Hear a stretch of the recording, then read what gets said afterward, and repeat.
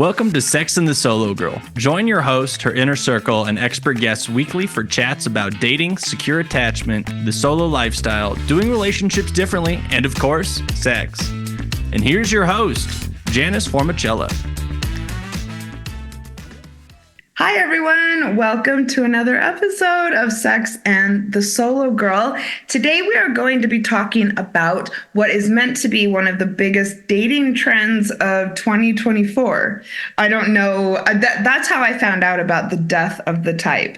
And yeah, so welcome back, Julie Demsey, without a P. Thanks, Janice. It's so good to be here with you again. Let's get into the death of the types.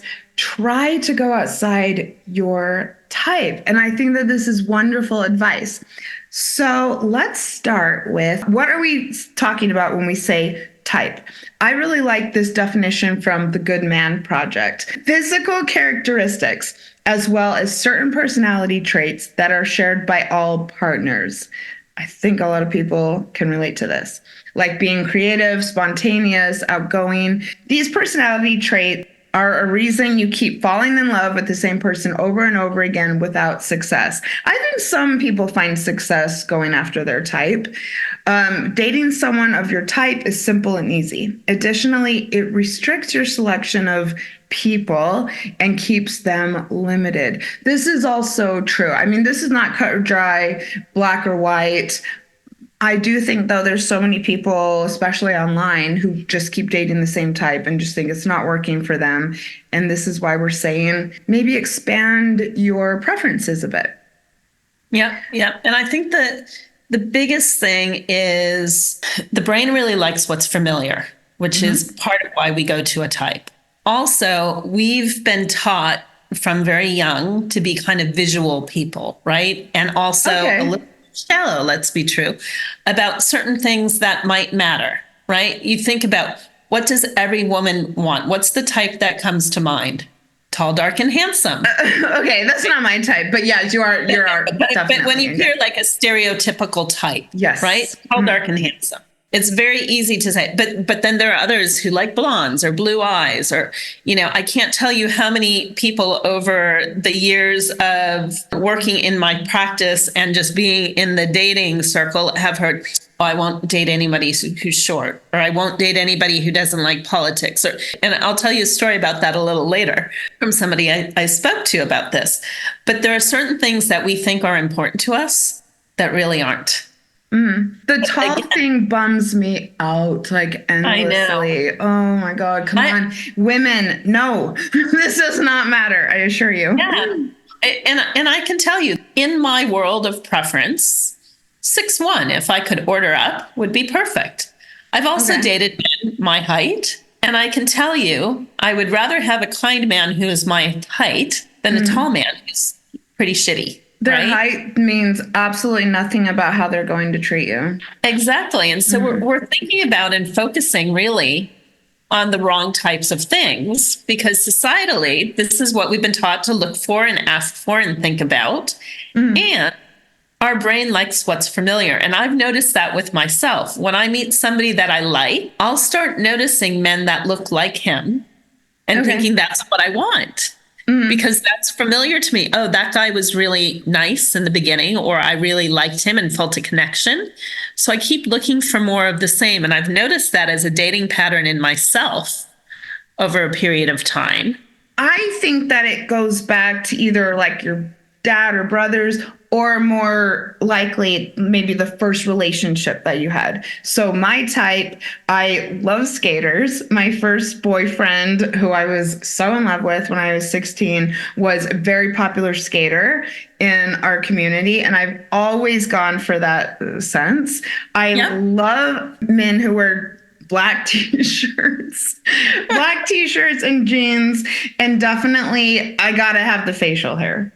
What is your type? And definitely this goes back to my first boyfriend. I was 16. He didn't have facial hair, but since then it's been, I've dated outside my type to try it out and had some success, but that would be me. What is your type? Well, my type's changed over time. Oh, okay. I love that. When I started dating, It was surfer boys, for sure. I lived in Southern California. I dated a professional surfer for a while, and I always went to the surfers. Okay. And then after a while, I started realizing that when you're dating a surfer, you keep going from beach to beach looking for the best wave. And you never got to actually sit and enjoy the beach. I'm like, I've got to stop dating surfers. And as I grew up and I got into work, I wanted somebody who was successful and super smart, like intelligence and wit. I am so into engineers and scientists. So here are all these things in the type. And then if you ask me what I want today, my type, what I'm trying to create as my type now, and what I recommend for my clients, what are the things that you want to feel when you're with this person? Mm-hmm. What do you want your life to look like day to day with this person? I want somebody who adores me and I adore them. I want somebody who supports me and allows me to feel supported and allows me to support them. I want somebody that I can go on adventures with and have just as much fun out in adventures as sitting home giggling on the sofa watching stupid TV. So I think about, how do I want my life to look like? And I want to draw all of those things in. None of those things have anything to do with, does he surf? Does he, what his career is, what he looks like. Mm-hmm. I want somebody who is kind and caring and my equal, and that we can really enjoy life with. So that's very evolved, I feel. Yeah, yeah, it is. And that's what I would recommend for everybody. You know, whether I'm coaching somebody on what their work life looks like or what their love life looks like, is sit down and think about, what do I value? What do I want in my life? And what do I want my life to look like day to day, week to week, month to month? Yes, I agree. And we're going to talk more about this. I mean, something that comes to mind right away is, I always hear people say, I want to date someone who has similar interests. And I would say that that's actually maybe not what you should go for, because two individuals who come together need to be individuals outside of the relationship. And so I actually don't think that that's that important. What do you think? I mean, for instance, if you want to be with someone who does yoga, for instance, so you're always going to go to yoga with your partner. This is something that's personal, and that should be like a self-care activity. That's another thing that's happened. And this is like the fairy tale, is we find this person who's perfect for everything and supports everything in our life. The reality is, we are not looking for one person in our life. We need to be whole on our own. We need to have friends that can provide some of these things. And we can have a partner who provides. So you need to look at, what are those things that you want to do with your partner. And it might be nice to say, like, for instance, I don't need a partner who plays pickleball. I will see them way too much pickleball on the court together. But it might be nice to have someone who wants to go for swims on a regular basis, that we can just go, for a quick swim and a hike or something like that. So it's good to have things you do together, but it's also good to have things you do alone. So because you want to be able to miss each other. You want to be able to share what you've done when you're apart and come back together and be able to talk about those things. So I'll give you an example. A client and friend that I was just speaking with yesterday, we were talking about doing this podcast episode, and I just met her partner, who is lovely. He is not at all my type. And I said, I know that. She said, my type, I always thought I needed somebody that I could discuss politics and debate with on a daily basis. And I wanted that in my life, to have that rich conversation with someone. She's like, he doesn't give a bar of care about any of that, but he is the kindest, sweetest, most supportive person in the world. And that's so much more important, because I can go discuss this with a group of friends, or I can just read the paper and think about it on my own. I don't need to have that in common with him. And so often we think our partner needs to have all of these things and all these commonalities. And it's not true. We need to learn to find some of these things in ourselves and find some of these things with other people too. And creating that variety in life is going to make a much richer relationship. Yes, instead of really going for the checklist. And that is what this episode is about. But a lot of people do, especially women, I think, really, really tend to only gravitate towards this pattern or this type. So I know that we wanted to talk about why that is. I feel that if we know why we do it, that it might be easier to break the pattern. And this is completely normal. I think like all of my partners since high school have had beards. So, I mean, this is a normal thing to go for. So, and then that's the first thing on our list, physical attraction. I mean, if we get into a pattern of doing the same thing over and over, we kind of program ourselves. I can't imagine dating a shaven man, but it's something that I've programmed myself to think. Right? Totally. I've looked and I have found absolutely no research, because they always say like men are more visual. Men are visual, so they have to have that attraction right away.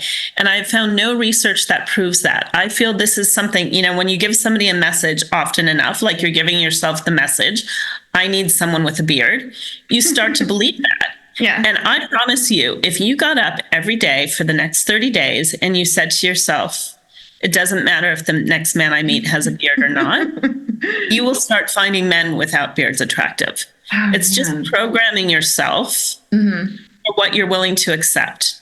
And it's the same thing with attraction. So there are people we are automatically attracted to. And very often we call that the butterflies. Yeah, the spark. I think that excitement. Yeah. Very often that is a danger sign. Yeah, can you say more about that? Because that is actually so, so true. And that is another thing that's come more into the consciousness of like dating experts is actually to look at the fact that could be a red flag. So can you tell us why? Yeah, because what happens is our body automatically senses something that's familiar. So for example, for years, the way I was raised and what I was attracted to when you look at attachment styles is anxious avoidant. The way I was raised, there was the I love you, you're a bad girl. I love you, you're a bad girl. So there was that constant back and forth, right? And my parents are amazing parents and did the best they could, but that was just a pattern.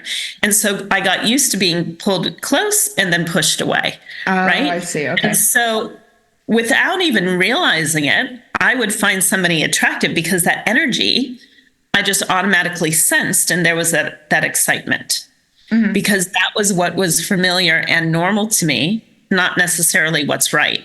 So it's needing to consciously look at that and say, how do I break that pattern? How do I break that habit? And say, that's not what I'm looking for. Okay, so then that was one of my other things is if you continue this pattern and you haven't really explored it and tried to deconstruct it, you might not really realize that this is either, harmful or holding you back. Attachment styles is a perfect example.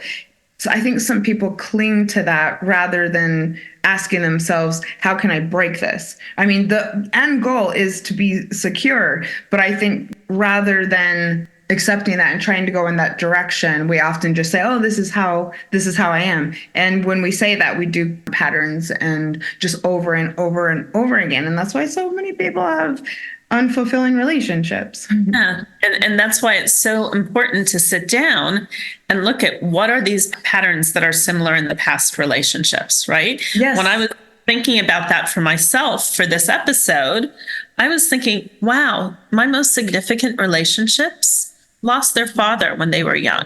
Oh, okay. And never got the counseling they needed to get over that or past that, and had some deficiencies in their life that caused them to be anxious avoidant, right? And so if I look at that, and it wasn't something I was looking for, right? That was your type is not men who lost their fathers. Right? But there's a pattern. I had to look at that and say, what does that pattern mean? And so it's looking at the relationships and saying, what was there, what was missing? And being able to, whether you work that out on your own or you hire a professional to work with you on that, but starting to examine, what have my past relationships looked like? What are the things that I am asking for and calling in? Because the things you're asking for is what you notice as well, right? I said before, the brain likes what's familiar. Yeah. So if it's familiar to you and you're saying, I like men with beards, try this as an experiment. I am into this experiment. 30 days. Okay. Say, I'm writing this down. I'm ready to meet a man who doesn't have a beard. And say that to yourself every day for 30 days. Okay. If you look in the mirror and say it, so you're making that contact with yourself and really taking that in, within 30 days, you're going to start noticing those men. Oh my God, I love this. So when Right? you were deconstructing all of this, did you do it with the surfer guys and say, like, what is my pattern with Oh surfer God, no. dudes? No, Okay, no, no, no. okay. That was much more shallow. I was in my 20s. It was Oh, literally gotcha. with the surfer dudes. I was like, I don't like having to go from beach to beach and not being able to enjoy my day. Maybe Okay. surfers the right way to go. This took me years, if not decades, and all of the training as a coach and a hypnotherapist and helping people with relationships, be able to start to see it and identify it in myself. I Right? meet And people in person a lot. And so while I do definitely have this type, I also go on getting to know them. I will say, I think I'm a little more evolved as well. yeah, and that's the thing. If we get to know somebody, and that's why if I go through the past decade and the people that I've talked to and interviewed and worked with, the majority of the successful relationships have all said, but he's not my type, or I she's not. never imagined. Exactly. And that's because there was something deeper and more important in terms of the kind of human being they were that drew them into the relationship. And then they got to know them and the attraction builds. So true. It's not just about the spark. I love this. I can't. Right? And yeah, I can't. We're going to talk about how to date outside your type. And that is really important. It does come down to, yeah, conversation and what's beyond the sexual attraction. I like what you said about doing things that are familiar. I am a breakup coach. And this is also why people have such a hard time, like breaking contact with someone who's harmful to them, is because they're just so used to it. So this goes back to two things that we talked about, which is a quote by Sarah Louise Ryan. She says, having a particular type is often due to the earliest relationships formed. My first boyfriend was a skater, that create a sense of comfort for that person, no matter how serving those relationships have or have not been. I have to say, this guy really screwed me over. Aww. Yeah, and then we dated again when we were both in our 30s, and he did it again. I was just as attracted to him when I was 30 as when I was 16. Yeah. So I would take that quote and I would take it back even further and say it has to do with the relationships we formed with our parents, with our siblings, and others in our life. Yeah. And the relationship patterns. And without realizing it, this first skater had something in common, trait-wise, with those relationships. And then you transferred Unstable, right? For sure. Unstable. So you took the unstable, transferred it to skater, and continued on with skaters that were also likely unstable. And a lot of my other relationships have been as well. Oh my God, so interesting. So why should we push our listeners to date outside their type? We've totally kind of touched on this. I looked at several studies, like actual research where they followed people over time. And I think a lot of people think that I got to go for my type because this is what I'm either attracted to or the spark. But my research showed that there's no correlation between healthy relationships and going for a type. I really like that. I read a couple of papers on that. And also that everyone who they surveyed or followed did have a type. Everybody almost has this, but at the end of the day, it had no relation to how successful it was. We're talking about the death of the type. And I would say, let's talk about the death of the old type and let's create a new type. Oh my God. And that new type has to do with how good that human is. Yeah. How their values align with yours, how you feel in their presence. I was going to go just to touch back on the values. When I have a client who says that they are ready to date again, first I ask them why. And then we talk about needs, wants, and desires. And then we talk about values. And I have to say, when it comes to values and when I ask people that, I often get completely deer in headlights. And I would really encourage anyone listening to think about what your values are and what maybe values you want to see in another person. Yeah. This is very unexamined for so many people. I have my values on my bulletin board. Oh, cool. Yeah, adventure, beauty, helping others, independence, and personal development. Excellent. Yeah. I love and that. it took me a while. I did all these exercises online, and then I was able to narrow it down to 5. So I'd encourage others to do that. It's really eye-opening and very, I think, empowering to get to that point. Yeah. And I value integrity. Okay. I value freedom. I value continuous learning. Yes. I value supporting others. We have similar values. Yeah. And so when you look at those things and you think of, okay, does this person encompass those things? And then write a list of, how do I want to feel around this person? Yeah. I want to feel supported. I want to feel loved. I want to feel adored. I want to feel appreciated. I want to feel like I can be myself. I want to be able to feel silly and not judged. And you think of all of those things. Is that more or less important than how tall somebody is and what color their eyes are? I mean, there are so many things that are more important. Communication. Yes. Yeah. How do you communicate with each other when things are good? How do you communicate when things are bad? How do you argue? There's no rule that says we shouldn't argue, but there is a rule that says we should smarten out how we argue. And I can say from personal experience, just because they have a beard absolutely does not mean they're good at communicating. Okay, everyone listen. Some people do date their type and have success, but how would you know that it's time to try something new? Look outside of this. I mean, there must be signs. Like I said, some people have success and some people don't. So in my working with people who have gone through breakups, who are ready to date again, who have been single for a long time, and then begin dating, I do hear a lot, it's not working out. There's no good men, blah, blah, blah. And so that is when I do recommend, let's switch it up a bit, especially if people are online. And I would say one of the biggest signs that you might want to try dating outside your type is if you say that, I'm not having luck, there's no good people. And the reality is, if you say there are no good people, you will see no good people. That is true as well. Dating mindset, people. Yeah. Yep. And then the one thing that I say, I've got somebody who follows me on Instagram that's continually like sending message like, there's no good men, there's this and that one. I actually know exactly who you're talking about. Yeah. And I'm like, let's shift that, because if we say that, there won't be, we won't see them, we won't notice them. And the other thing is, I don't need a lot of good men. I need one. Oh, true. I just need one.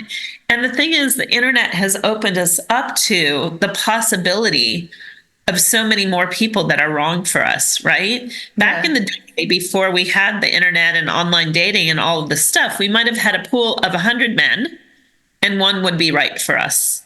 And now we've got a pool of like 500,000 men. And 500,000. One in that. I guess right? it's true, yeah. No, but I mean, exaggeration maybe. But you see what I'm saying? Like that the world hasn't evolved so that we are more likely to be compatible with more people. It has evolved that we are having access to more people. So we get this thought in our mind that my person isn't out there because we've gone through so many that are the wrong one. And it's all about our mindset and getting really clear. And like I said, throwing away the old type and creating that new type that is much more values aligned and likely to give us what we need. So if you give me a man with a beard, and you give me a man who can communicate and who's kind, yeah, right? Which one is more likely going to be a match based on that's all we know? I go for communication. That is, definitely a priority and a value of mine in relationships. And that's impossible to know just by looking at a man, just like height. Exactly. And that's why it's important to date outside of your type. Yay. Right? So that we get to know these people and see, is there that values alignment? Is that alignment in how we want to do life together? Yes, love it. think about your friends, your friendship group. Do you pick your friends based on if they have a beard or? I do tend to attract people that are similar to each other, but I also think that when it comes to friends, I would say that it's a values. Exactly. For sure. Exactly. And I guess some people with similar values, tend to be similar. Yeah. I was just thinking about this earlier about how so many of my friends have things in common, but it didn't ever occur to me that I have a friend type. But it's because we don't have a friend type. We exactly. have things we value and we attract friends that way. So let's start attracting potential partners that way. And one way to look at your patterns, do you know what love mapping is? Okay, if you are feeling that things are just not working out, why am I having such bad luck in relationships? What I encourage my clients to do, take maybe every significant romantic relationship that you've ever had. So for mine, Jordan Lilly, my first boyfriend, that was the skater's name. I would start with him and then, go to current day. And you think about what state of mind you were in when you met them, how you felt when you first started going out with them, what the problems were, and perhaps why it ended. And then you can go back and see what your patterns are. And that is what helped me to realize that I was going after this type relentlessly and that it wasn't working. Yeah. And I just hadn't heard that called love mapping. And the one thing I would add to that for each of those is, how did you feel when you were with them? Oh, yeah. If you were anxious. Did I feel, did I feel lifted up? Did I feel put down? Did I feel anxious? Like you were chasing, maybe? Comfortable? Did they create this safe, comfortable feeling for you, or were they anxiety producing? Yeah. And sometimes I think when you feel the spark, you want to keep chasing it.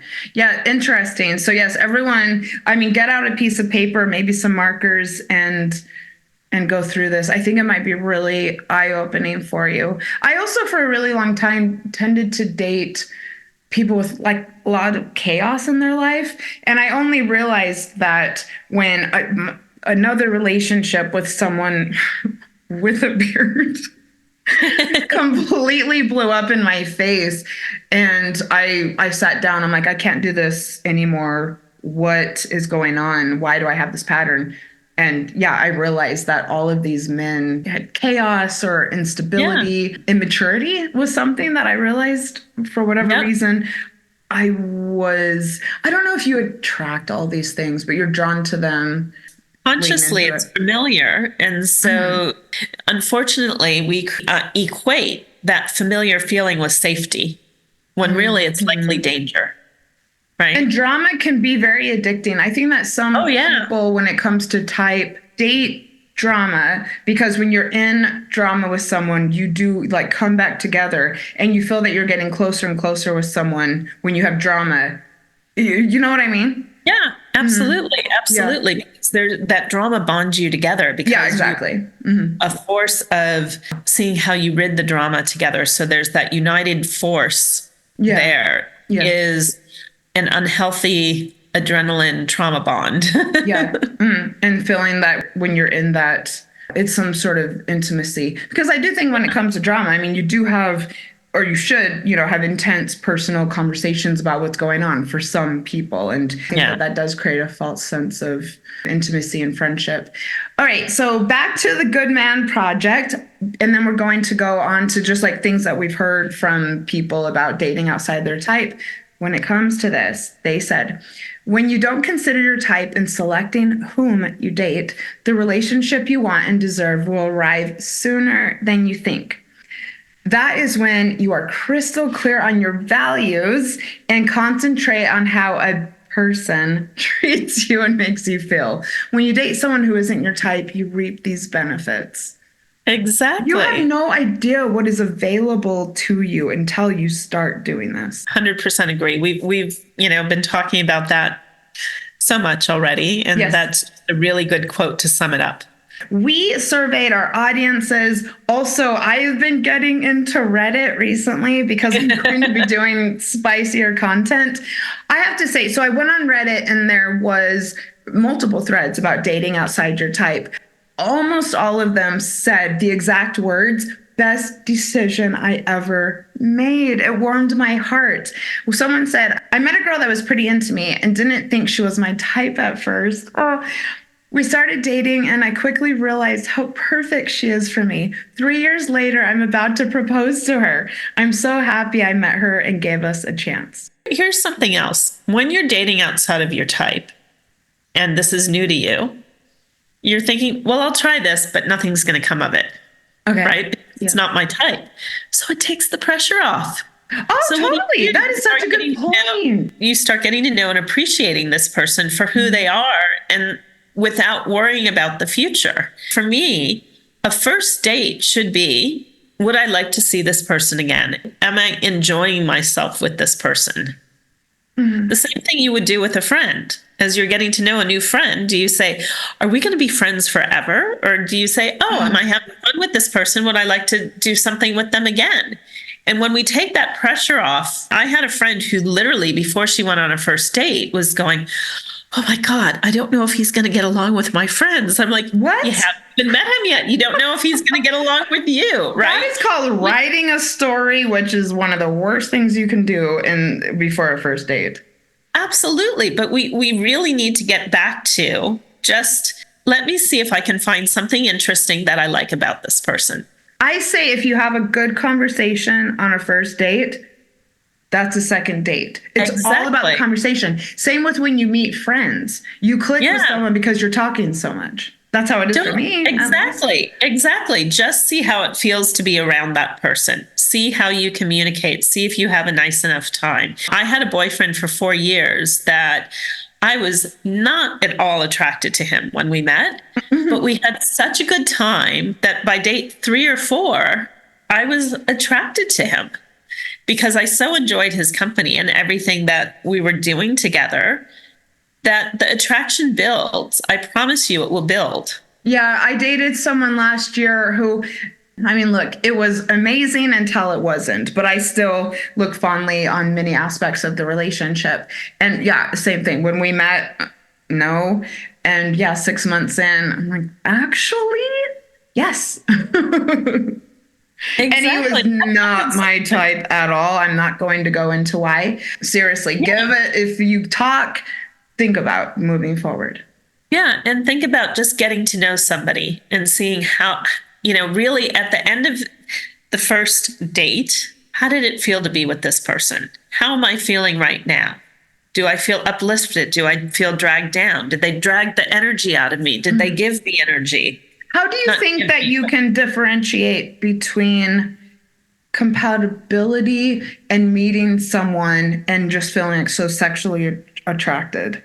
That is hard. I mean, especially on a first date. That's why so many experts say wait to have sex, because you want to keep that apart. And I can speak from experience where I had one guy I dated that I was going to end it with.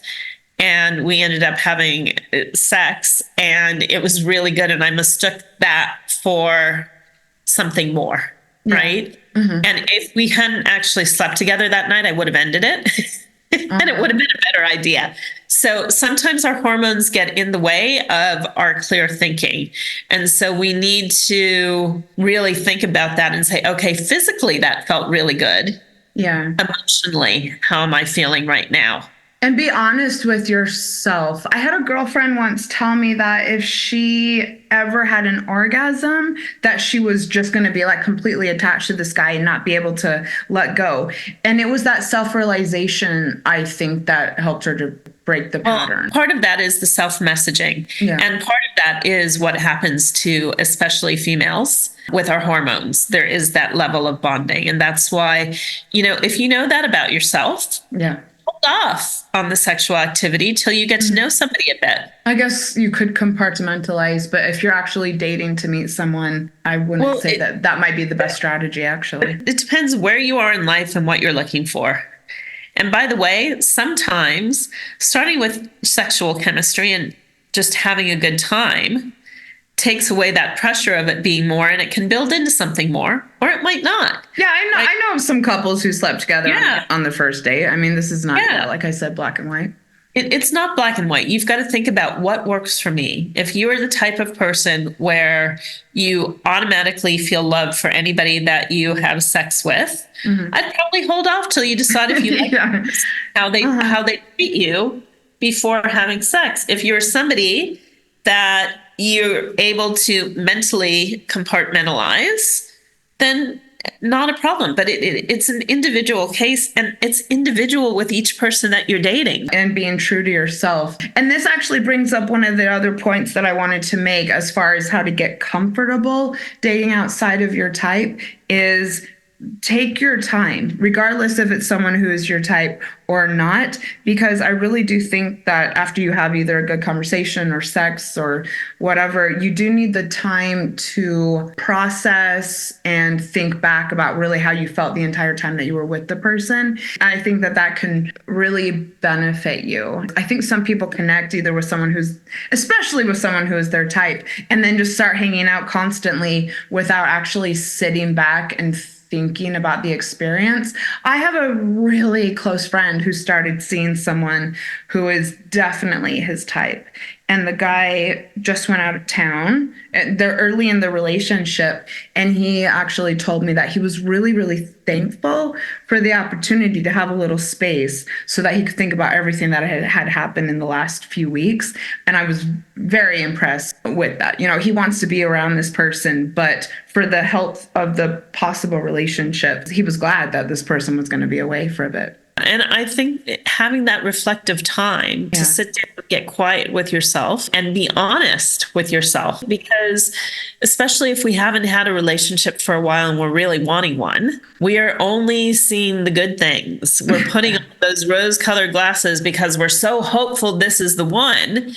And then we've got that hindsight, which is 2020, that comes way too far down the road, which is, I should have seen this, I should have seen that. So instead of waiting for the hindsight, take some time to yourself to get quiet and really feel into, okay, I know I really want this, but if I'm being honest with myself, how am I feeling? Is this the right person? Do they have the values that are in alignment with mine? Do I feel the way I want to feel with them? Take the time to have that conversation with yourself. With yourself, yes. Love it. Julie, you are a bit of an expert, or you're very experienced when it comes to online dating. And I know a lot of people meet people that way. And a lot of people have very strict criteria. Can you say anything about, if you are dating online, how you can go about doing that so that you actually do expose yourself to new types of people? Yes. I've worked with a few clients and have a few friends as well who said exactly the same thing. You know, this person swiped on me and I was going to say no, and then I said yes, and best decision ever. Again, set aside the type and look at all the clues in the pictures and in the words. But and pictures, you have to be careful that you don't go for your physical type.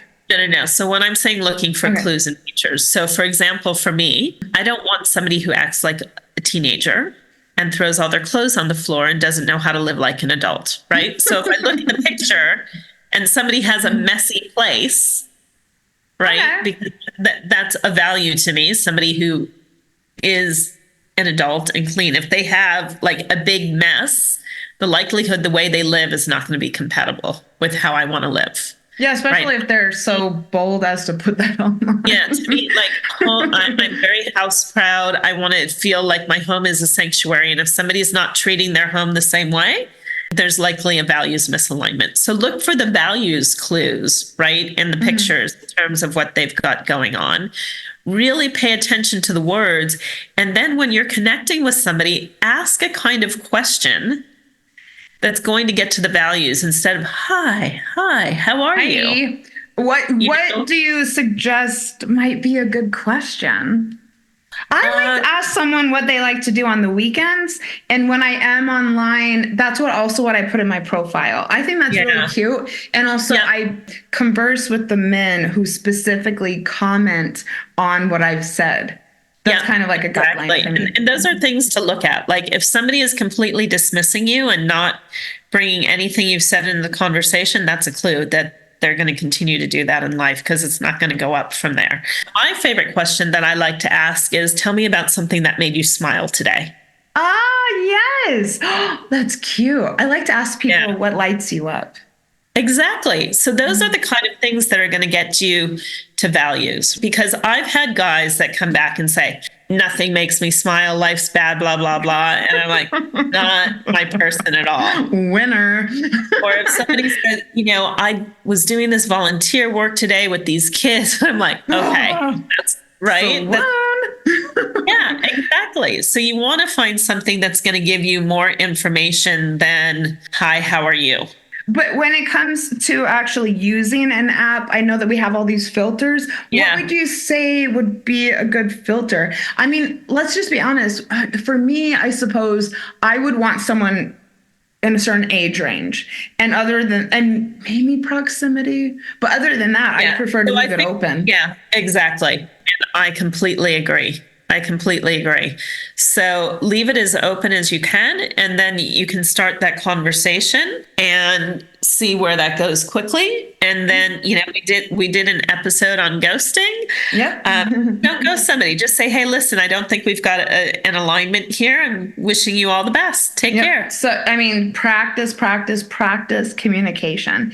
So I have a lot of listeners still who find me because of breakups. So I really want to say, if you feel that your last relationship didn't work, you think that you're ready to date again, first of all, get in touch with me and I'll show you and we'll talk about whether you really are.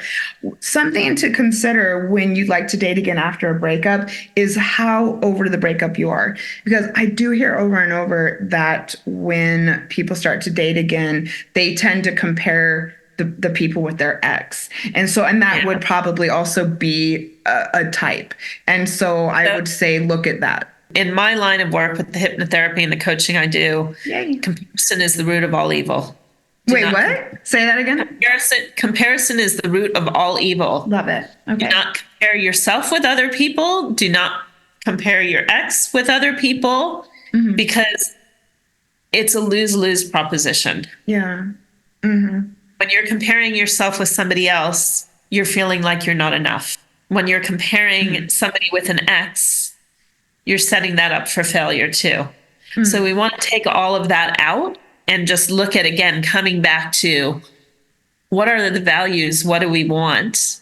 And we can look and see how that matches up. But comparing isn't going to help us in any way. And in fact, it's going to keep us stuck in our ex for longer and not actually ready to date. And I do think it begins with comparing yourself. This has not, to be honest, really been a struggle for me, I think, in most of my life. And okay, I have something really silly. I've always said since about high school that the only woman who I compare myself to physically is or that I maybe rather look like or would like to look closer to, is Drew Barrymore. I have had a crush on Drew Barrymore seriously since I was like in 7th grade. And I've always said comparison is not a challenge for me except for her. So for whatever reason, this hasn't been a struggle. When you're feeling confident, you start considering, when you're meeting somebody new to date, do I like them? Are they the right person for me? Instead of worrying, do they like me? Am I picked? Yeah. Stop worrying about being picked. That's how my book starts out. Stop. Yeah. Oh. And you know what, Julie? We can maybe do an entire episode about being picked. All right. Food for thought. Okay. So one of the last tips that I have before we wrap up, if you are really trying to get comfortable dating outside of your type, I have done this a couple times and I've had people come to me. Why not ask your friends or people in your network and this can get a little messy, I do recognize this, but asking to be set up by people you trust who know you and are not going to suggest people who are your type. They're going to suggest people who you think you just get along with. And so, I mean, there's an entire episode of Sex and the City where Charlotte goes and asks all of her friends, are you willing to set me up? I think that this could be a really good way if you do it correctly and mindfully and intentionally respecting everyone. I think that could be a great way to meet someone who's not your type. I completely agree. I think that's phenomenal. I would say yes, and I will also recommend the advice that I gave to you, which is do some self-talk about, I am now attracted to a wider variety of men. I am open to dating somebody who has the same values. Give yourself a few mantras to say day in and day out, because that will help you to open your mind and start noticing those people that are outside of your type, your old type, and inside your new type, which is values aligned and going to treat you the way that you'd like to be treated. And we have a 30-day challenge for everybody. Pay attention physically. Oh my goodness. This was a great conversation. And I hope that it helps a lot of people. I would love to hear from anyone who has thoughts, experiences with any of this. Please send me an email, DM me on Instagram. Part of my new format is going to be reading emails and questions from people. So anything you want answered or that you just want to share, please let me know. Do let me know if it's okay for me to share on the air. You can absolutely stay anonymous. I also want Julie to tell everyone about her work and where they can find you. Yes. Fantastic. I am a rapid results coach and hypnotherapist. Find me at Demsey.com. Yeah. Say your website again. I interrupted. Julie Demsey, JuliDemsey.com. There's no P in there, as you said earlier. You can find me on Instagram. I've got a Facebook page, Julie Demsey Hypnotherapy. Hit me up in the DMs. Send me an email at julie@juliedemsey.com. I've got a form on my website you can fill out. Would love to support you in any type of relationship that you need to build. Relationship with self, with career, others. I've worked with Julie. It was very transformative. I think a lot of people listening could benefit from intentionally looking at like where they want to get. And Julie is the perfect person for that. Thank you. Thank you. And Julie is also one of my more popular guest co-hosts. So let us know what you'd like us to talk about. We'll be back soon. And we do this all the time. We have such a blast. We're both quite experienced when it comes to dating and trying to figure all of this out. I would love, like I already said, please let me know what you'd like us to cover in the future. I so enjoy when I hear from people about that. We're down for it. Yeah, I would love to do a whole episode that's like an Ask Me Anything, like just answering questions. Send us in your questions. We will do an hour just on that. So are you saying like Ask Me Anything, dating, relationships, secure attachment? Yeah. Okay. Yeah, let's do it. We got a 30-day challenge. At least look outside of your type. If you're on a dating app, let's expand your criteria a bit. Let us know how you go. And I will see you next week. Bye. Bye-bye. Thank you for listening to Sex and the Solo Girl with Janice Formichella, the podcast for those who want to add more flavor to their relationships with themselves and others. If you liked today's episode, make sure to head over to Instagram and let her know. See you next week.